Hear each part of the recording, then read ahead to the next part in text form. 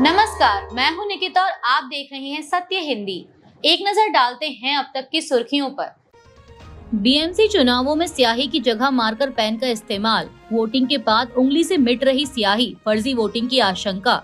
सरकार किसी भी कीमत पर चुनाव जीतना चाहती है, राज ठाकरे का आरोप। सोशल मीडिया पर स्याही मिटाने के कई वीडियो वायरल। सीएम फडणवीस ने चुनाव आयोग से इस मुद्दे की जांच कराने की बात कही। उद्धव ठाकरे ने की राज्य चुनाव आयुक्त के निलंबन की मांग।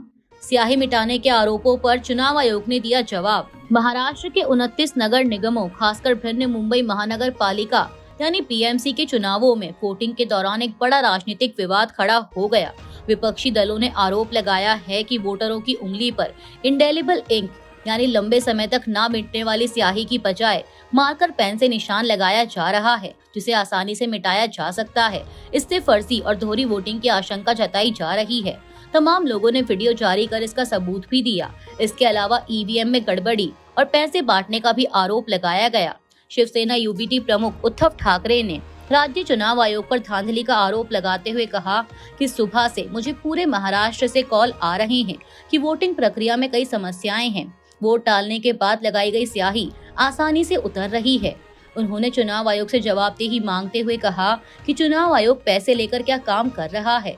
राजनीतिक कार्यकर्ताओं को आयोग के दफ्तर में बैठना चाहिए ताकि कामकाज देखा जा सके। महाराष्ट्र नवनिर्माण सेना प्रमुख राज ठाकरे ने भी इस मुद्दे पर कड़ा रुख अपनाते हुए कहा कि अब वे स्याही की जगह मार्कर पेन का इस्तेमाल कर रहे हैं।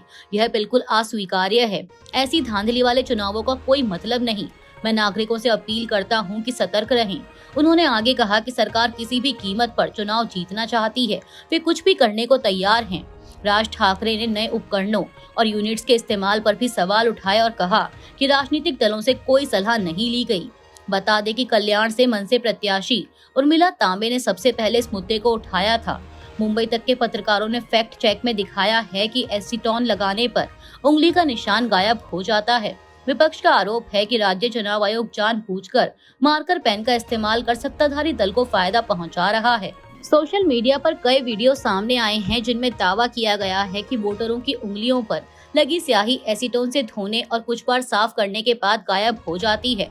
मुंबई की कांग्रेस नेता और लोकसभा सांसद वर्षा गायकवाड़ ने अपनी पार्टी सहयोगी का एक वीडियो पोस्ट किया है जिसमें वे एसीटोन से अपनी उंगली से स्याही पोंछ रहे हैं। वीडियो में कांग्रेस नेता यह दिखा रहे हैं कि एसीटोन की मदद से स्याही के निशान कैसे हटाए जा सकते हैं। वर्षा गायकवाड़ ने कहा कि इस बार पीएमसी चुनाव 2026 में जवाबदेही और पारदर्शिता पर कई सवाल उठे हैं। वोटरों को आखिरी समय में दी गई रिश्वतें बेरोक टोक जारी हैं।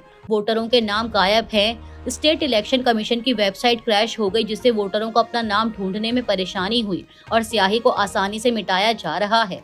हमारी लोकतांत्रिक प्रक्रिया में जनता का विश्वास हर कीमत पर सुरक्षित रखा जाना चाहिए, लेकिन चुनाव आयोग और पीएमसी को इसकी कोई परवाह नहीं दिखती। शर्मनाक।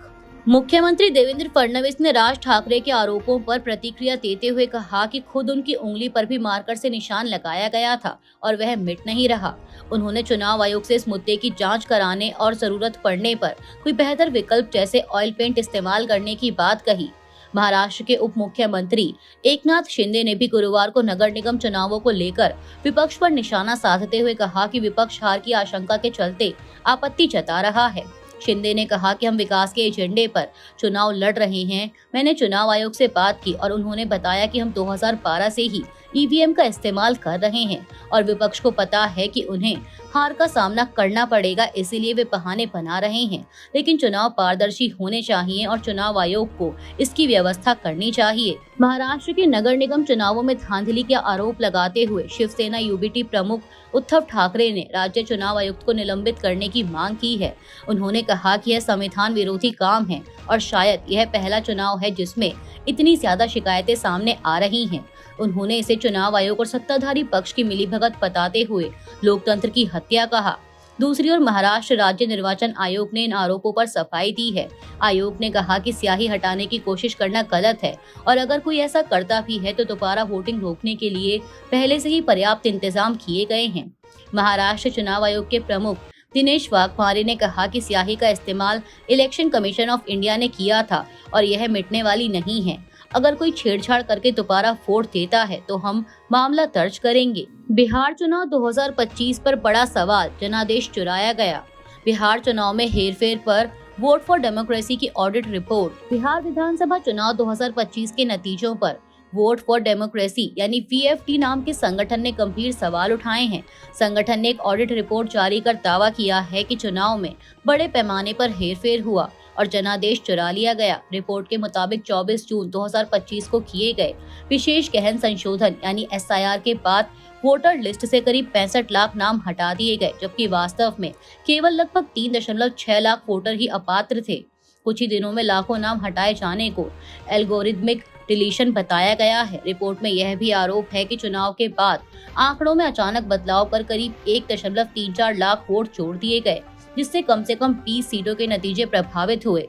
बूथ बढ़ाने, चुनाव ड्यूटी में जीविका दीदियों की तैनाती और बाहर से वोटर लाने जैसे आरोप भी लगाए गए हैं। रिपोर्ट का निष्कर्ष है कि चुनाव स्वतंत्र और निष्पक्ष नहीं था और यह लोकतंत्र पर हमला है। ईडी की याचिका पर सुप्रीम कोर्ट का बंगाल सरकार को नोटिस। आईपैक परिसर पर छापेमारी की CCTV फुटेज सुरक्षित रखने का निर्देश। सुप्रीम कोर्ट ने ईडी की याचिका पर बंगाल सरकार, मुख्यमंत्री ममता बनर्जी और पुलिस को नोटिस जारी किया है। अदालत ने ईडी अफसरों के खिलाफ दर्ज FIR पर अगली सुनवाई तक रोक लगा दी है। कोलकाता में आईपैक दफ्तर पर छापेमारी में बाधा डालने और सबूत ले जाने के आरोप में ईडी ने CBI जांच की मांग की है। अदालत ने ईडी के आरोपों को बेहद गंभीर बताया। उसने सवाल किया कि क्या किसी राज्य की कानून प्रवर्तन एजेंसियां किसी गंभीर अपराध की केंद्रीय एजेंसी की जांच में हस्तक्षेप कर सकती हैं। हालांकि सुप्रीम कोर्ट ने इस पर कोई आदेश पारित नहीं किया। लाइव लॉ के मुताबिक सुनवाई के दौरान अदालत ने ये भी कहा कि ईडी की याचिका में कई बड़े सवाल उठते हैं, जिनका जवाब न मिलने पर अराजकता फैल सकती है। अदालत ने ईडी की याचिका पर सुनवाई की तारीख 3 फरवरी तय की और पश्चिम बंगाल पुलिस को आईपैक परिसर पर छापेमारी की CCTV फुटेज को सुरक्षित रखने का निर्देश दिया। इसके बाद जस्टिस प्रशांत कुमार मिश्रा और जस्टिस विपुल पंचौली की बेंच ने ममता बनर्जी, बंगाल सरकार, DGP राजीव कुमार और वरिष्ठ पुलिस अधिकारियों को नोटिस जारी किया। बता दें कि इससे पहले बुधवार को कोलकाता हाई कोर्ट ने TMC की याचिका खारिज कर दी थी और अब मामला सुप्रीम कोर्ट में है, जहां TMC सरकार ने कैविएट दाखिल कर बिना सुने कोई आदेश न देने की गुहार लगाई है। ईरान ने इरफान सुल्तानी की फांसी की सजा रोकी। ईरान की न्यायपालिका ने स्पष्ट किया है कि इरफान सुल्तानी को मौत की सजा नहीं दी गई है। सरकारी ईरानी ब्रॉडकास्टिंग एजेंसी के अनुसार सुल्तानी को 10 जनवरी को जारी अशांति के दौरान गिरफ्तार किया गया था और उन पर देश की आंतरिक सुरक्षा के खिलाफ साजिश रचने, लोगों को इकट्ठा करने और शासन के खिलाफ प्रचार करने जैसे आरोप लगाए गए हैं। वह इस समय कराच सेंट्रल जेल में बंद हैं।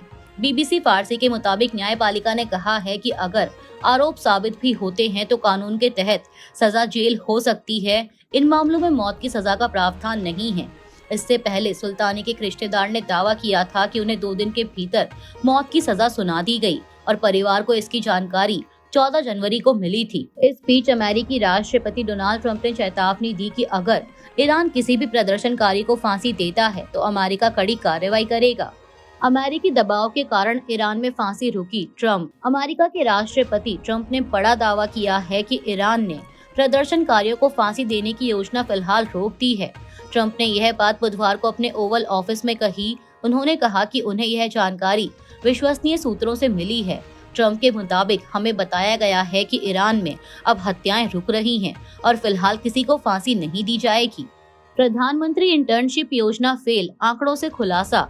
8 महीने में सिर्फ 4% बजट खर्च। प्रधानमंत्री इंटर्नशिप योजना यानी PMIS की जमीनी हालत अब सरकारी आंकड़ों में साफ नजर आ रही है।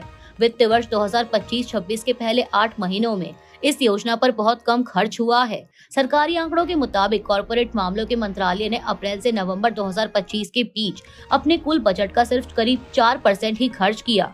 मंत्रालय को इस साल 11,500 करोड़ रुपए से ज्यादा का बजट मिला था, लेकिन 8 महीनों में केवल 500 करोड़ रुपए से थोड़ा ज्यादा ही खर्च हो सका।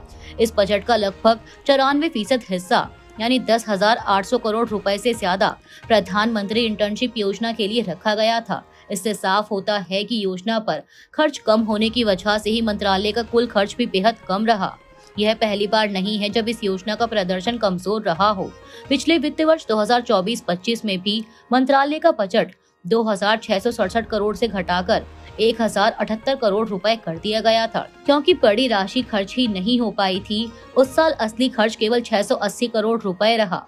बता दें कि इससे पहले भी पीएम के नाम की कई योजनाएं फेल साबित हो रही हैं। अभी के लिए इतना ही। बाकी की देश दुनिया की बड़ी खबरों के लिए जुड़े रहिए सत्य हिंदी के साथ। Copyright disclaimer under Section 107 of the Copyright Act 1976. Allowance is made for fair use for purposes such as criticism, comment, news reporting, scholarship, and research. Fair use is a use permitted by copyright statute that might otherwise be infringing.